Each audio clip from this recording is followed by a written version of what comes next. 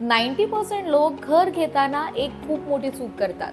ते फक्त प्राइस बघतात, व्हॅल्यू बघतच नाहीत आणि त्याच्यामुळे होतं काय तर ते पैसे कमावत नाहीत, उलट जास्त फसत जातात.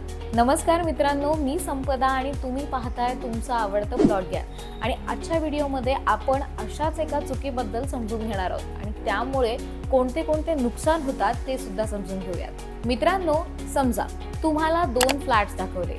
एक फ्लॅट आहे 50 लाखाचा आणि दुसरा फ्लॅट आहे 60 लाखांचा. आता एक सर्वसाधारण माणूस काय करेल तर लगेचच 50 लाखावाला फ्लॅट बुक करेल. का? कारण तो कंपॅरेटिव्हली चीप आहे. पण खरा गेम इथेच पलटतो.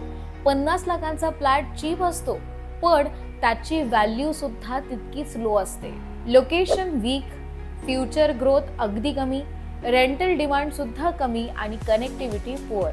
म्हणजेच काय तर तुम्ही आजच्या तारखेला 10 लाख वाचवायला जाल आणि पुढची 5 वर्ष तब्बल 20 लाखाचं नुकसान करून घ्याल. आता 60 लाखवाल्या फ्लॅटमध्ये काय होतं तर हा फ्लॅट तुम्हाला दिसायला महाग दिसतो, पण याचं फ्युचर ॲप्रिसिएशन कंपॅरेटिव्हली जास्त असतं. कनेक्टिव्हिटी स्ट्रॉंग असते, जसे की मेट्रो, IT हब अशा सगळ्या गोष्टी इथे कनेक्टेड असतात आणि लोकेशनसुद्धा प्राईम असतं.